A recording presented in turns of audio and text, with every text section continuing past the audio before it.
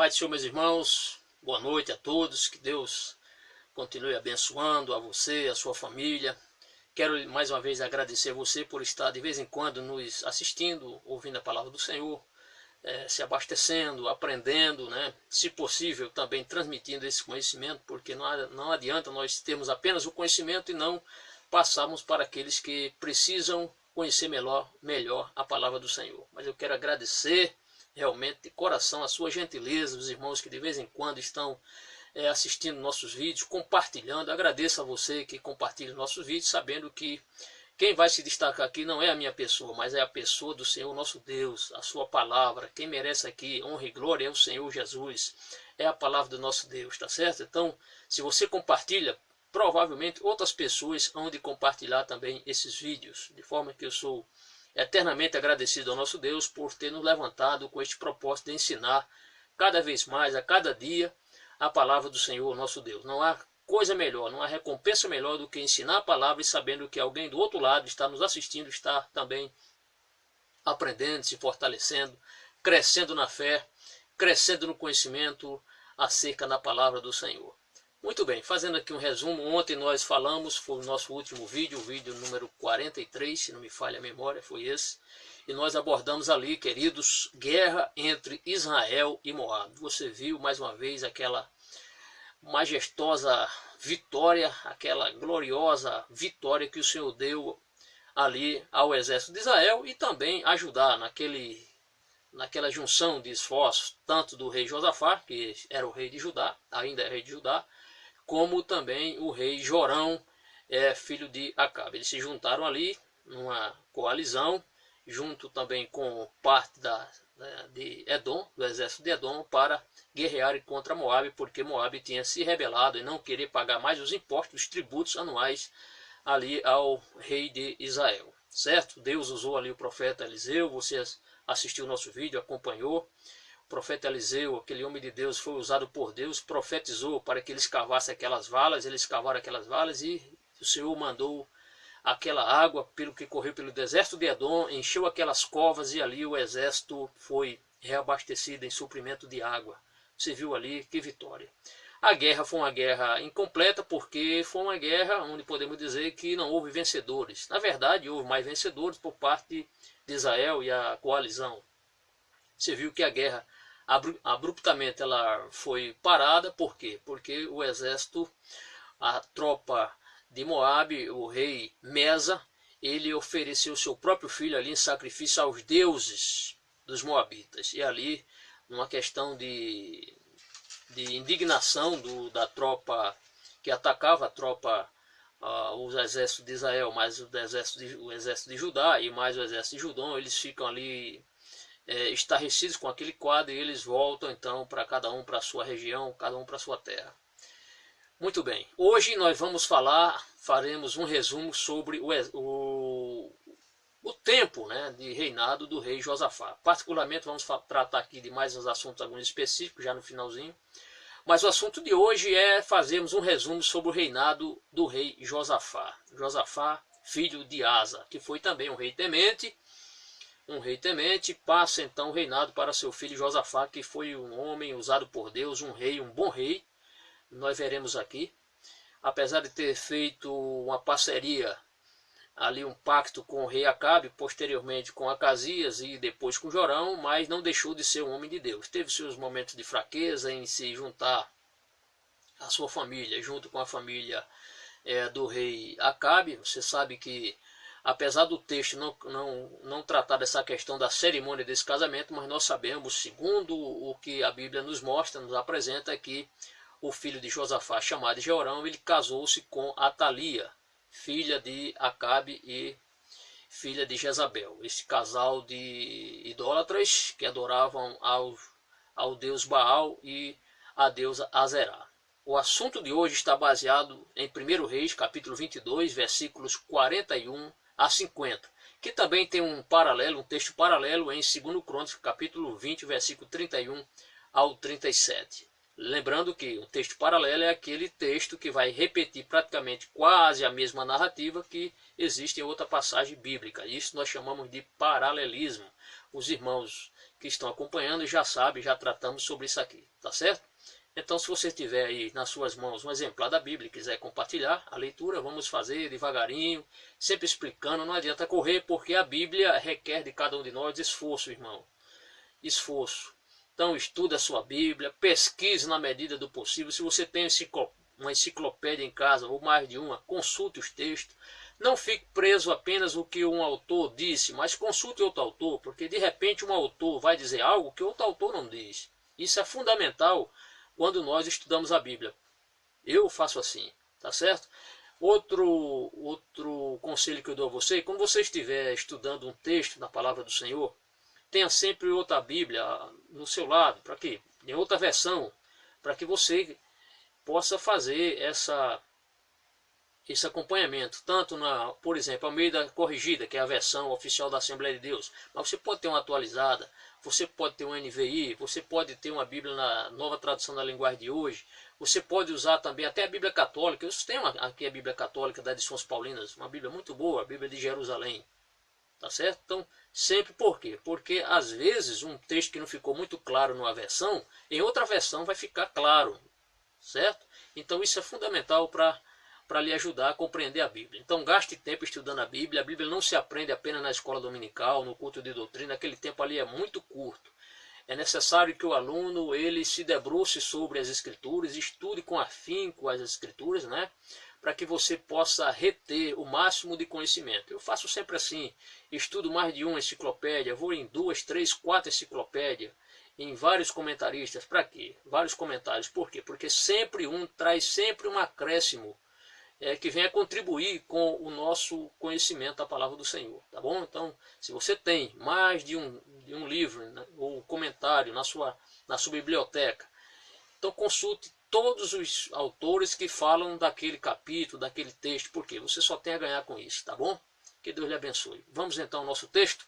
Então vamos fazer hoje aqui um resumo do reinado do rei Josafá. Vamos começar com o versículo 1º. Aliás, versículo 41. Primeiro porque vai ser o inicial do nosso estudo. Porém, o versículo ele é a partir do versículo 41. Então, 1 Reis, capítulo 22, versículo 41 ao 50. Vamos ao 41? Vamos lá então. Lembrando que o rei Josafá, ele teve o reino dele foi muito curto. Não foi assim comparado, conforme já falamos, com outros reis que irão lhe suceder posteriormente, mas foi um reino até considerável, na época do seu reino, 25 anos ele reinou. Vamos ao versículo 41.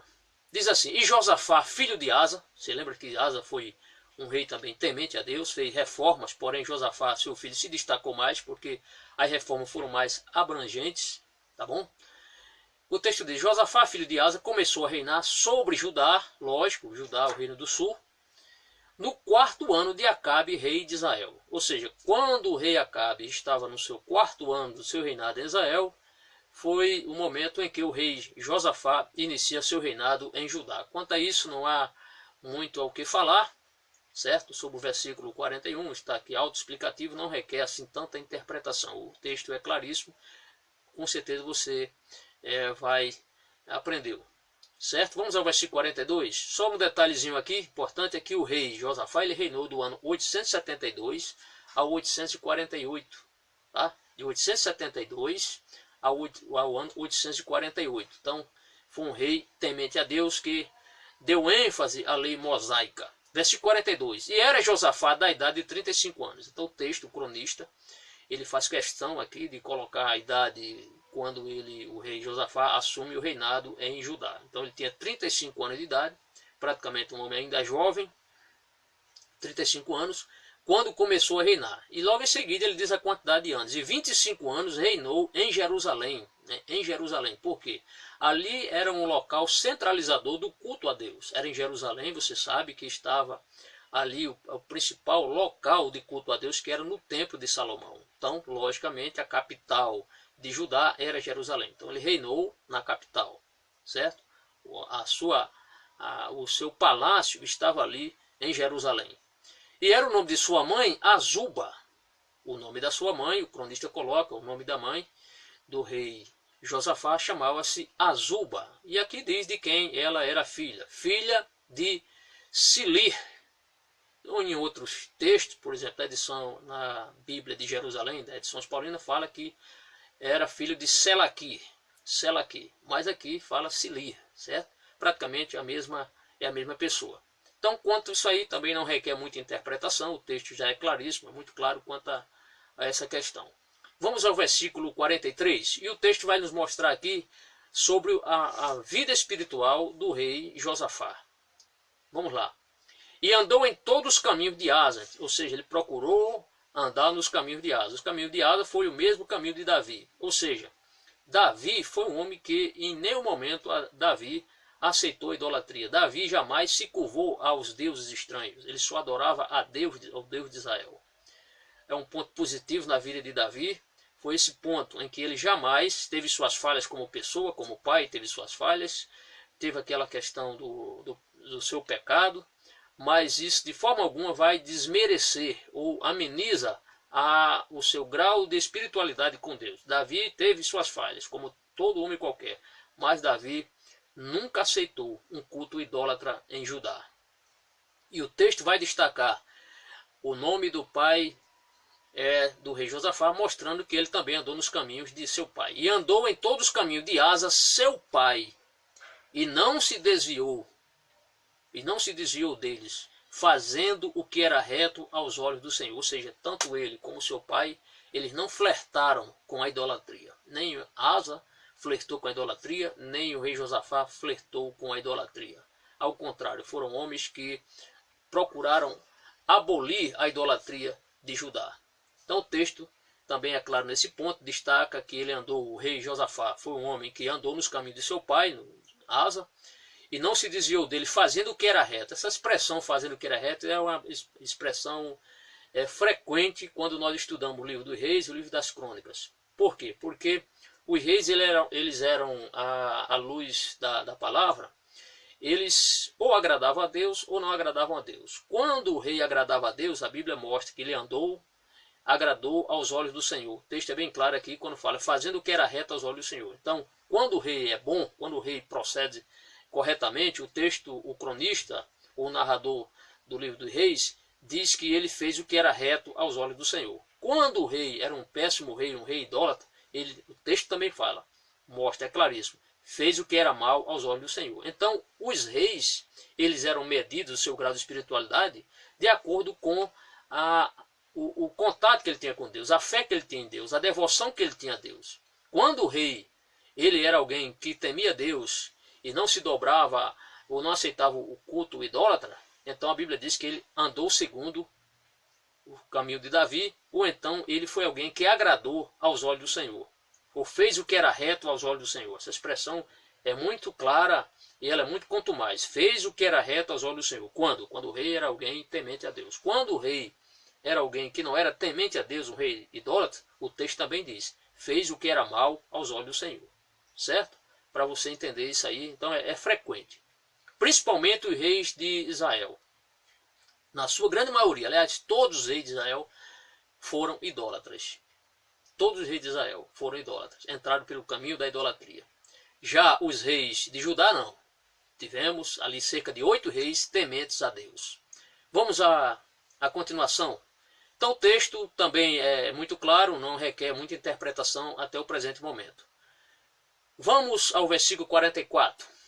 Veja bem, o texto mostra, no versículo anterior, que o rei Josafá foi alguém que fez o que era reto aos olhos do Senhor. Porém, nós veremos no versículo 44 que as reformas religiosas não foram 100%, porque sempre houve um resquício de idolatria.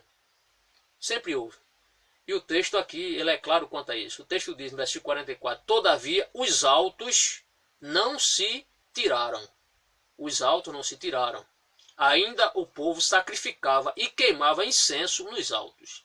Quanto a isso, há duas interpretações. Há uma interpretação que diz, de alguns comentaristas, que falam que esses lugares altos estão relacionados a tanto a questão do alto idólatra como o alto a Deus.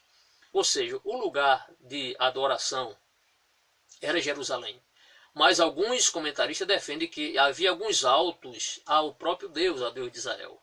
E eles chegavam até a oferecer, aquelas pessoas mais devotas, procuravam oferecer incenso a Deus. Mas não era não era atribuição da pessoa fazer isso, essa era atribuição do sacerdote. Então alguns ousavam fazer isso. Se realmente isso prevaleceu, se realmente, de acordo com alguns comentaristas, essa linha de pensamento é real, então essas pessoas estavam fazendo algo que não estava autorizado a eles fazerem. Por quê? Porque queimar incenso era autorizado apenas pelo sacerdote. Certo? Muito bem.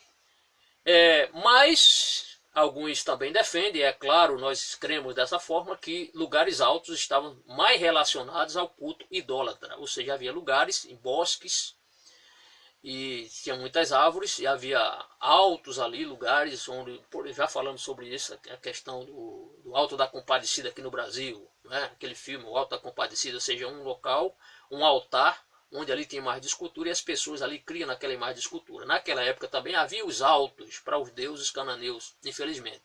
Josafá, quando soube que isso estava acontecendo em Israel, ele procurou erradicar, ou seja, retirar todos os altos. Porém, nós sabemos que o homem não é onisciente, não é onipresente, sempre havia pessoas ali de forma velada oferecendo incenso, seja para o próprio Deus de Israel, e o pior é oferecer esses incensos aos deuses estranhos.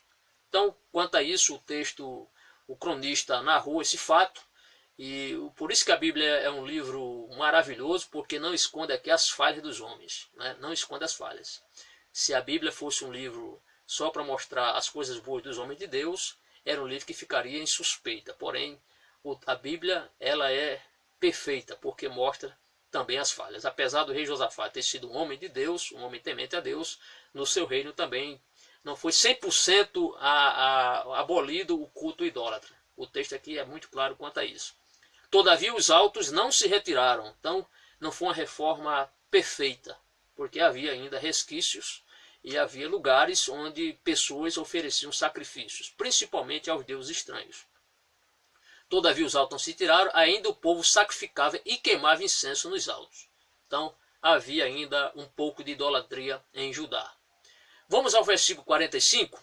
O versículo 45 vai destacar que na época do rei Josafá houve paz, não houve conflito praticamente entre as tribos do sul contra as tribos do norte e vice-versa. Por quê? Porque foi um reino de paz, ou seja, o casamento do filho de Josafá, Jeorão, com Atalia, filha do rei Acabe, isso fez com que houvesse uma certa reciprocidade, um certo pacto de amizade entre esses dois reinos, o reino do norte e o reino do sul, por causa de uma questão familiar. E o texto é claro no versículo 45, quando diz: Josafá esteve em paz com o rei de Israel, ou seja, tanto com Acabe, ele esteve em paz, como esteve em paz com o rei Acasias e também posteriormente com o rei Jorão.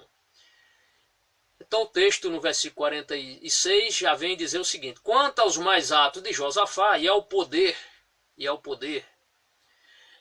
que mostrou e como guerreou, porventura não está escrito no livro das crônicas ou nos anais do rei de Judá. Ele vai fechar este relatório com esta palavra. Porém o texto não se acaba aqui, não termina aqui. Vamos prosseguir. Aliás, tem algo aqui para eu explicar com mais ênfase para você entender bem os versículos seguintes.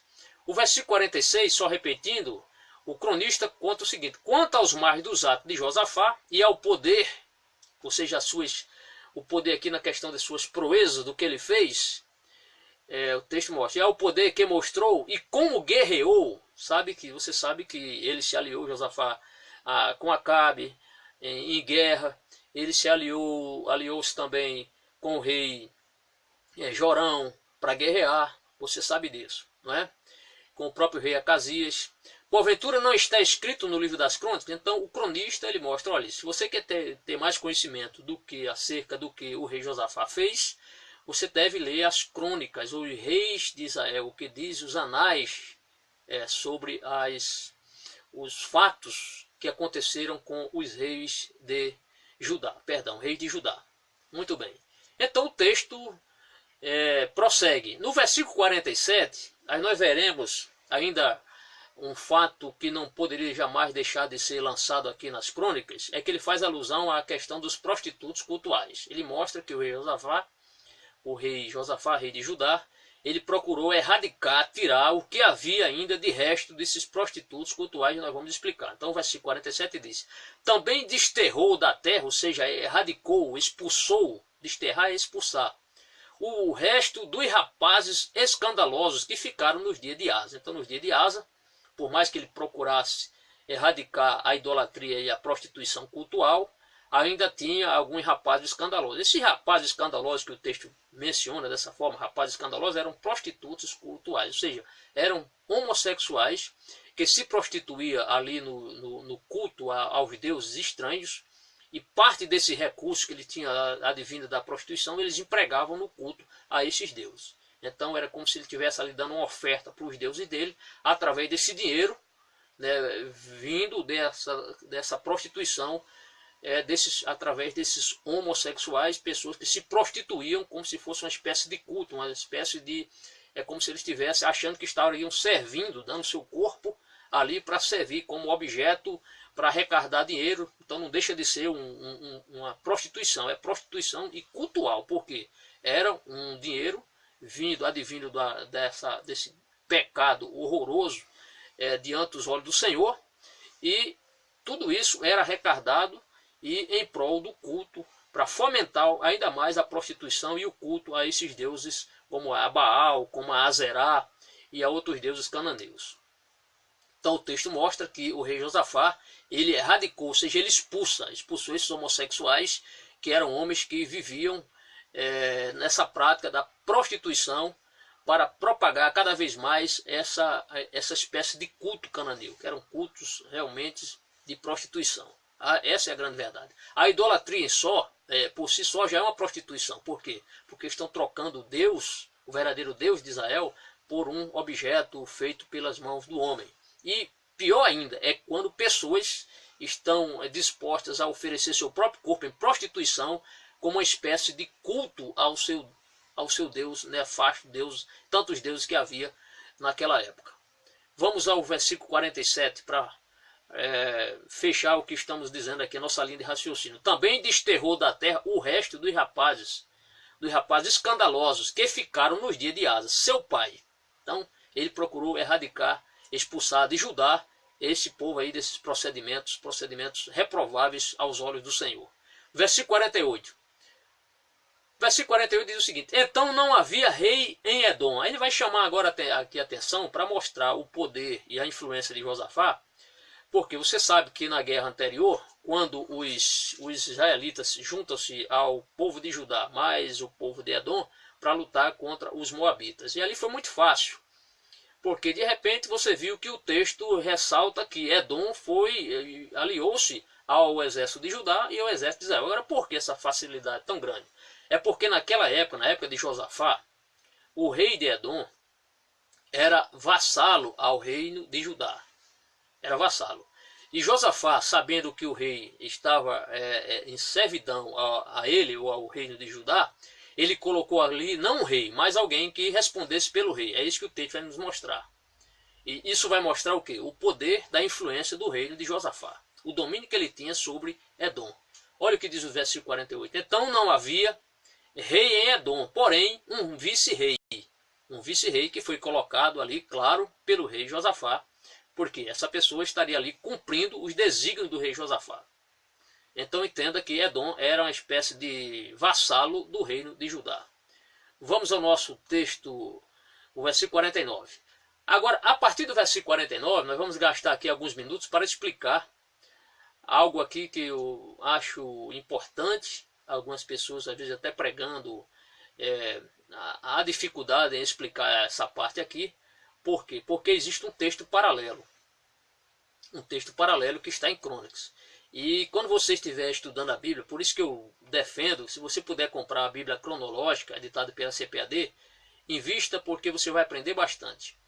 Por quê? Porque se tem um texto paralelo, já explicamos o que é texto paralelo, você deve consultar a ambos, tanto o texto que você está lendo, no caso aqui de Reis, como o texto de Crônicas, para que você tenha uma noção completa do desenrolar da história.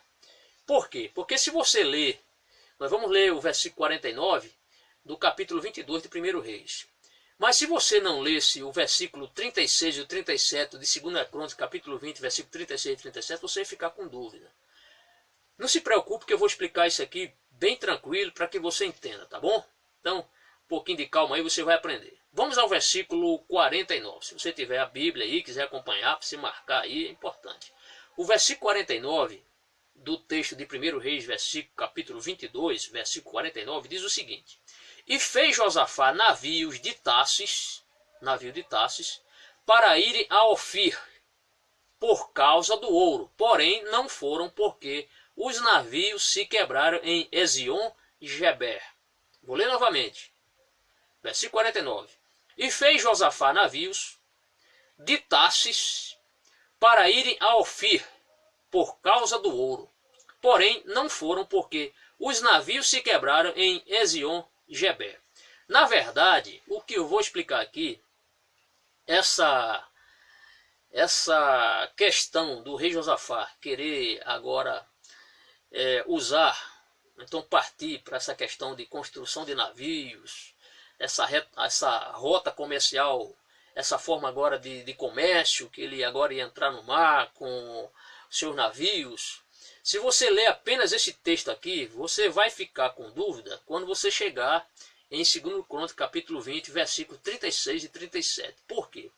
Porque nessa empreitada do rei Josafá, quando o texto diz que ele vai fazer navios, aqui diz, e fez Josafá navios de Tarsis, você vai pensar que Tarsis deve ser uma cidade. Porém, se você consultar na Bíblia Tarsis tem vários significados. Tem nome de homem chamado Tarsis, pelo menos uns 3. Mas esse Tarsis aqui é um termo que significa navio grande. Ou seja, naquela época, já na época de Salomão, e vou ler aqui um texto, Salomão foi um grande rei, não resta dúvida. Salomão também, ele criou, junto com Irão, que foi seu parceiro, né? Irão era rei de Tiro. E o rei Irão foi alguém que era de Tiro, ou seja, era da Fenícia. E você sabe que os fenícios, foi um povo que se deu muito bem na questão da construção naval. Então eles se destacaram. Não foi à toa que Salomão, quando foi construir o seu templo, ele fez um pacto com Irão, rei de Tiro, ali contratou seus navios, ali comprou aquela madeira lá de Irão, porque os cedros, famosos cedros do Líbano, está lembrado? Então, como esses cedros vieram? Através de navios. Navios de onde? Navio de Irão, rei de Tiro, ou seja, ali daquela parte. Então ele faz esse pacto com Salomão. Passou-se o tempo, Josafá, querendo, digamos assim, voltar a essas rotas comerciais usando navios, ele ousa a construir esses navios e novamente, assim como fez Salomão, em ter usado bastante a questão da navegação marítima para trazer muita riqueza, tanto ele exportou como ele importou. Mas eu quero ler, antes de explicar mais a fundo isso aqui, eu gostaria que você, se você tiver uma Bíblia aí perto de você, da sua mão, você lesse comigo aqui um texto, porque a partir dessa leitura, desse texto aqui, nós vamos tecer mais comentários sobre essa parte aqui, porque a parte mais fundamental é essa parte que nós vamos explicar agora. Tanto esse texto aqui, que eu estou lendo em Reis, como também o texto que está em Crônicas do Paralelismo. Se você abrir a sua Bíblia em 1 Reis, capítulo 9, e versículo 26, você verá que Salomão, ele foi um rei que, além de ter muita riqueza, foi alguém que se aventurou às rotas comerciais. Então veja só, o texto vai mostrar que Salomão ele construiu navios, ou seja, ele entrou em contato com o Irão, né, já falamos sobre o Irão, que foi o rei dos fenícios, e era um povo que muito logo se adaptou à questão das rotas comerciais através da navegação marítima. O versículo 26 de 1 Reis capítulo 9 diz: Fez o rei Salomão também naus em Ezion-Geber, ou seja, no mesmo lugar que Josafá mandou que construísse navios para ele, né, para ele começar a comercializar, tanto para exportar como para importar. Esse nome Ezion-Geber não é novidade para a gente. Por quê? Porque Salomão, ele tinha navios nesse lugar. O texto diz assim, ó, fez o rei Salomão também naus, ou seja, navios, em Ezion-Geber, que estava junto a Elate, na praia do Mar Vermelho, na terra de Edom. Aí você tem que ter um mapa. Onde é que fica Ezion-Geber? Se você tiver um mapa na sua Bíblia e quiser dar uma olhadinha, você vai notar que Ezion-Geber ficava mais ali, um pouco mais ao sul do deserto de Edom, e um pouquinho mais ali, podemos imaginar, mais ao norte do Golfo de Acaba.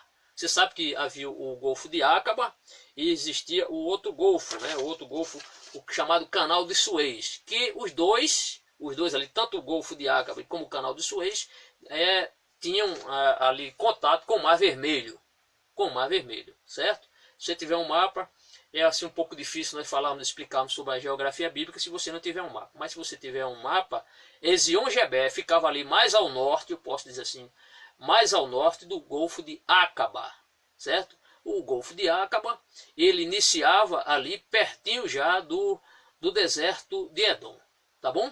Essa questão geográfica basta apenas olhar no mapa e você vai entender melhor. Então vamos voltar aqui. Voltando sobre essa questão. Então o texto diz, fez o rei Salomão também naus em Ezion-Geber. Então Salomão, ele começa a querer enfrentar o mar através dessa rota comercial. Fez o rei Salomão também naus em Ezion-Geber, que está junto a Elate, na praia do Mar Vermelho, na terra de Edom. Certo? O texto no versículo, aí vem o versículo 28. Chegaram a Ofir e tomaram de lá 420 talentos de ouro. Então Salomão, qual era a vontade de Salomão? Salomão, ele em Ezion-Geber, ele desenvolveu porque ali tinha um intenso comércio de prata. Então qual era a intenção de Salomão? Era exportar prata para Ofir, que é um local assim um pouco, alguns comentaristas diferem sobre essa localização, a possível localização hoje, mas alguns chegam a dizer que Ofir ficava na Índia. Para ir para a Índia, Salomão tinha que passar pelo Golfo de Acaba, passar pelo Mar Vermelho, costeando ali aquela parte da Arábia e chegando até a Índia. Então, a intenção de Salomão era levar cobre para Ofir e de lá trazer ouro e outros objetos que nós iremos falar aqui. Por que estou dizendo isso? Porque foi a mesma intenção de Josafá. Também construir navios em Ezion-Geber, levar prata para Ofir e de lá importar outros produtos. Vamos ver? Olha aqui. Chegaram a Ofir, no caso Salomão aqui, chegaram a Ofir e tomaram de lá 420 talentos de ouro. Muito ouro. Você sabe que cada talento pesava cerca de 34 quilos. Eu fiz as contas aqui e dá 420 talentos. Sabe quantos quilogramas de ouro dá? Dá cerca de 14.280 quilogramas. Veja quanto ouro Salomão trouxe de Ofir. Era muito ouro. A riqueza extraordinária, a riqueza de Salomão. Aí você pode pensar, mas pastor, mas para que Salomão tinha tanto ouro? Aí você tem que ler a Bíblia. Lê esse capítulo, capítulo 10, é o seguinte, e você vai ver. Para você ter uma ideia, só escudos de ouro, Salomão mandou fazer 300 escudos de ouro. Né? 300. O seu próprio trono foi um trono que foi de marfim, mas todo forrado com ouro. Então precisava de muito ouro. Fora o ouro das portas, o ouro que forrou as tábuas da parte interna do templo. Então era muito ouro, foi necessário bastante ouro. Né? Então Salomão, pensando nisso, ele investe nessa questão das rotas marítimas, ou seja, mandou construir navios em Ezion-Geber, que era um local onde ele tinha o comércio ali de prata, levava prata para Ofir, exportava prata, mas trazia de Ofir, que trazia ouro e trazia outras coisas que nós vamos falar aqui. Então o texto diz, chegaram a Ofir e tomaram de lá 420 talentos de ouro que trouxeram ao rei Salomão. Outro detalhe, aí você vai para o capítulo 10 de 1 Reis, nós lemos o capítulo 9, versículo 26 e o 28. Vamos ao capítulo 10, que é o capítulo em seguida. Versículo 11 diz, também as naus de Irão, que de Ofir transportavam ouro, traziam de lá grande quantidade de madeira, de sândalo e pedras preciosas. Certo? Então, estes navios, junto nesse pacto de Salomão e o rei Irão, que foram amigos, ambos trabalharam ali para a construção do templo, né? Tanto o Irão trazendo madeira, inclusive o próprio Irão chegou ao ponto de doar ali cerca de 120 talentos de ouro para Salomão. Então vemos que de lá eles podiam trazer também madeira de sândalo e pedras preciosas. Mas há outras coisas aqui que eles traziam lá de Ofir. O texto diz, capítulo 10, versículo 22. Porque o rei tinha no mar uma frota de Tarsis, com as naus de Irão. De 3 em 3 anos voltava a frota de Tarsis.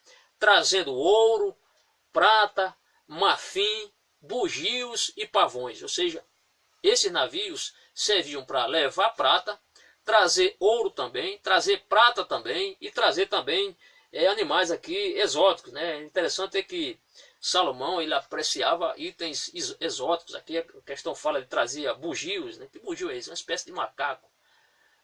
E também trazia pavões. Então eram materiais, eram objetos, aliás, animais, né? E objetos que vinham na importação. Ele levava prata, saindo ali de Ezion-Geber, levavam para desciam ali no Golfo de Aqaba, pegavam o Mar Vermelho, contornava a costa e chegava na Índia. Então eles exportavam a prata e traziam de Ofir, traziam o quê? Traziam esses objetos que nós acabamos de falar, principalmente ouro e também animais exóticos, certo? Ficar bem claro para você entender o porquê de Josafá querer empreender essa nova investida no seu reinado, voltar, digamos assim, reatar esse comércio marítimo que foi bastante intenso e promissor na época do reinado de Salomão. Então nós vamos voltar aqui ao versículo 49 e eu vou ler em seguida o versículo 36 de 2 Crônicas, certo? É um texto paralelo, nós temos que consultar um texto e outro. Então vamos voltar ao versículo 49. E fez Josafá navios de Tarsis. Então entenda que navio de Tarsis não tem nada a ver navio de Tarsis com navios, não é navio de Tarsis, não é navio pertencente a Tarsis, não é navios que negociavam em Tarsis. Então o termo aqui é bem claro, está tratando aqui da natureza da embarcação. Ou seja, navio de Tarsis, na verdade, o nome original não é Tarsis, era navio de Tarsices. Tarsices, essa palavra você vai encontrar isso aí, Tarsices. Tá certo? T-A-S-H-I-S-H. Quando foi traduzido para o português, colocou-se Tarsis. Tá bom? Então, navio de Tarsis não tem nada a ver com lugar. Esse navio não pertenciam a Tarsis, tá certo? Mas eram navio, essa terminologia, este nome, Tarsis significa navio grande. Por quê? Aqueles navios eram grandes embarcações que exportavam produtos e importavam produtos também. Eram navios formidáveis na época, navios muito bem feitos, para poderem enfrentar o mar naquela época, né? Praticamente só a vela, não havia motor naquela época, claro.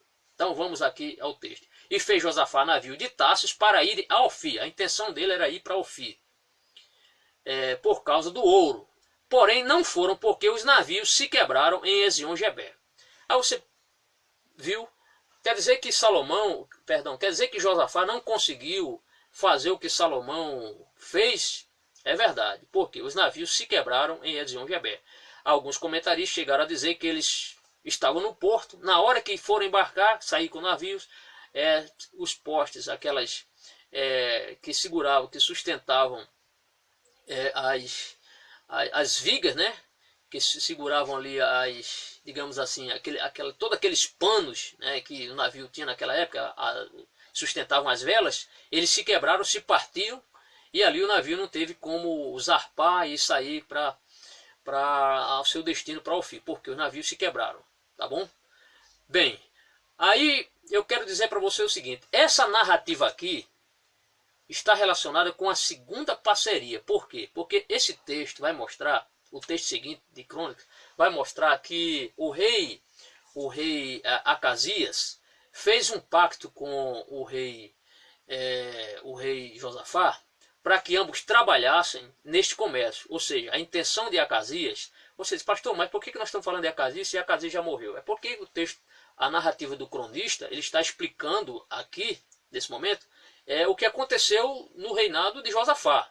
Então nós vamos, apesar de Acasias já ter falecido, estava morto, seu irmão já estava reinando, porém o cronista, ele faz essa síntese do reinado de Salomão, do reinado de Josafá, destacando a questão aqui dessa rota marítima, ou pelo menos dessa intenção dele em ir para o mar para comercializar, certo?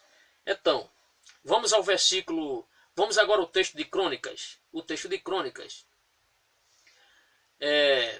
mas antes eu quero ler o versículo 50, tá bom? Vamos ler o versículo 50? Então, eu vou ler o 49 para seguir minha linha de raciocínio, e lê o versículo 50. Eu vou ler novamente o versículo 49. O texto diz, e fez Josafá navio de Tarsis para irem a Ofir, por causa do ouro. Porém não foram, porque os navios se quebraram em Ezion-Geber. Aí vem o versículo 50. Então Acasias, filho de Acabe, disse a Josafá: vão os meus servos com os teus servos nos navios, porém Josafá não quis. Então veja bem, vou ler o versículo 50 novamente. Então Acasias, filho de Acabe, disse a Josafá: vão os meus servos com os teus servos nos navios, porém Josafá não quis. Mas o navio tinha se quebrado. Aí você diz, mas por que Acasias? Porque Acasias queria ajudar, queria fazer um pacto com o rei Josafá, para que ambos fizessem essa rota comercial, ou seja, os dois trabalhando na construção de navios, nessa rota comercial. Aí você vê, por que ele não quis? Porque essa narrativa aqui de 1 Reis, que nós lemos, foi uma segunda parceria. Houve duas parcerias, ou duas intenções do rei Acasias em querer ajudar o rei Josafá nesta nova empreitada, nessa rota marítima. O texto de 1 Reis, ele está relatando a segunda parceria, e não a primeira. A primeira parceria, ou seja, a primeira intenção de investir nessa rota comercial de Acasias com Josafá, está em 2 Crônicas. É um pouquinho meio assim, difícil de explicar, mas nós vamos chegar a um denominador comum. Então, vamos ler o texto de 2 Crônicas, aí você vai entender. E eu vou explicar isso aí mais direitinho, você vai entender. Certo? O versículo 36 diz assim, ó: e aliou-se com ele, com quem? Com Acasias, para fazer navios que fossem a Tarsis. E fizeram os navios em Ezion-Geber, ou seja, o local, digamos assim, o estaleiro na construção destes navios era em Ezion-Geber. Então foi a intenção de Acasias, junto com fazendo essa aliança com o rei Josafá, para que ambos trabalhassem nesse navio, porque a intenção de Acasias era também pegar essa rota comercial de ouro de Ofir. Então o texto diz, e aliou-se com ele para fazer navios que fossem a Tarsis. E fizeram os navios em Ezion-Geber. Porém, versículo 37, porém Eliezer, filho de Dodavá, de Maressa, profetizou contra Josafá, dizendo, visto que te aliaste com Acasias, o Senhor despedaçou as tuas obras, e os navios se quebraram e não puderam ir para Tarsis. Certo? Então, o texto está aqui descrevendo que um profeta, cujo nome é Eliezer, ele repreende o rei Josafá, porque o Josafá aceitou esse pacto de marítimo, para que junto com o rei de Israel, ambos fossem investir agora nessa rota comercial para Ofir. E ele aqui foi repreendido pelo profeta, cujo nome é Eliezer. Porém Eliezer, filho de Dodavá de Maressa, profetizou contra Josafá, dizendo, visto que te aliaste com Acasias, o Senhor despedaçou as tuas obras, e os navios se quebraram e não puderam ir a Tarsis. Então ele está mostrando, alguns comentaristas falam de uma tempestade, que houve uma tempestade, e essa tempestade chegou a quebrar ali o navio, de forma que o navio não pôde zarpar de Ezion-Geber. Então esta foi a primeira parceria. Qual foi a primeira parceria? Foi esse texto do versículo 36. E aliou-se com ele para fazer navios que fossem a Tarsis. E fizeram navios em Ezion-Geber. Os navios foram feitos. Certo? Foram feitos navios. Só que acontece, os navios se quebram. Nós falamos aqui que os navios se quebraram em Ezion-Geber. Aí esses navios se quebraram por quê? Aí o comentarista aqui colocou que foi uma profecia de Eliezer, dizendo que praticamente foi a ação divina, a ação de Deus, porque ele fez um pacto, aceitando esse pacto, se não bastasse ele já ter aceitado pactos para ir para a guerra, ele agora não deveria ter se aliado novamente com o rei Acasias para agora enfrentarem ou entrarem nesse novo empreendimento, que era a rota comercial em direção à Índia, praticamente era na Índia, Ofir, segundo os melhores comentaristas, e de lá eles iriam importar outros objetos. O fato é que o texto mostra, visto que aliaste com Acasias, o Senhor despedaçou as tuas obras, ou seja, o que ele havia construído. E os navios se quebraram e não puderam ir a Tarsis. O texto mostra dessa forma assim. Tá certo? Então o Senhor, por isso que Josafá, quando viu seus navios se quebrar, quando seus navios se quebram, aí Acasias vem oferecer os seus serviços para que os seus empregados trabalhassem novamente, reconstruíssem esses navios, e por o rei Josafá ter ouvido esta palavra do profeta, ele recusa agora essa segunda ajuda, né? Essa ajuda do rei Acasias. É por isso que ele diz, o texto diz: então Acasias, filho de Acabe, disse a Josafá: vão os meus servos com os teus servos nos navios. Porém Josafá não quis. Por que Josafá não quis? Porque ele já tinha sido repreendido pelo profeta do Senhor, cujo nome aqui é Eliezer. Tá certo? Então fique tranquilo. Isso foi o que aconteceu. Então o rei Josafá quis fazer praticamente a mesma rota que o rei Salomão fez na época que reinava, um rei muito poderoso. Aliou-se com os fenícios para construir navios, e ali eles exportavam prata, traziam ouro e outros objetos. O rei Josafá também tinha essa mesma intenção. Ele, a primeira vez, fez esse pacto com o rei, aceitou a ajuda de Acasias, os navios se quebraram. Ali ele foi repreendido pelo profeta Eliezer, e na segunda intencionalidade, na segunda intenção do rei Acasias em querer novamente reconstruir esse navio para partir para essa rota, o texto mostra que ele recusou esta ajuda do rei Acasias, para ficar muito claro quanto a essa questão. Pois é, o que é que nós podemos aqui colher como ensinamento para nós? É que não adianta nós termos pactos ou alianças com as pessoas ímpias do mundo. Nós já falamos aqui, até citei um exemplo bem claro de uma pessoa que era crente em Jesus e aliou-se a uma pessoa ímpia. E essa pessoa ímpia deu um calote na pessoa, terminou esse homem ímpio que não tinha o menor temor a Deus, assassinando o nosso irmão, e foi um preço muito alto que o nosso irmão pagou. Porque quando a Bíblia fala essa questão de não nos metermos com julgo desigual, não é só a questão do casamento, mas em toda a aliança, em todo o comércio. Né? Se você tem o seu emprego, se você de repente é industrial, de repente você é alguém que tem o seu comércio, e uma pessoa do mundo, por mais amigo que seja, que ele conheça, muitas vezes essa pessoa, por não temer a Deus, termina trazendo um certo prejuízo. Podemos imaginar assim que isso aconteceu com o rei Josafá, em ter aceitado a primeira parceria com o rei Acasias, quando ambos tiveram essa intenção de voltarem às rotas comerciais, certo? Houve um prejuízo, porque os navios se quebraram, nem zarparam ali de Ezion-Geber. Houve uma repreensão da parte do profeta do Senhor, o profeta Eliezer, um profeta oral, que não deixou nada escrito, mas profetizou naquela época. E o rei Josafá acatou essa repreensão, tanto que quando o rei Acasias quis novamente partir para essa nova empreitada, reconstruindo esses navios, o rei Josafá, ele rejeita, e o texto diz que ele não quis. O texto diz, porém Josafá não quis, certo? Ele aprendeu realmente. Então Josafá foi um grande homem de Deus. Não vamos falar aqui agora sobre a sua morte, porque a sua morte vai estar no próximo estudo. Falaremos sobre a morte deste homem de Deus. Perdão. Será também um texto paralelo. Vamos falar em 1 Reis capítulo 22, versículo 51, dando prosseguimento. E com paralelismo em 2 Reis capítulo 8, versículo 16 a 22. Tá certo? Que Deus em Cristo vos abençoe. Aliás, 2 Crônicas capítulo 21, versículo de 1 a 4. Então, próximo texto, Josafá morre. 1 Reis capítulo 22, versículo 51. E 2 Crônicas capítulo 21, versículo de 1 a 4. Tá certo? Que Deus lhe abençoe.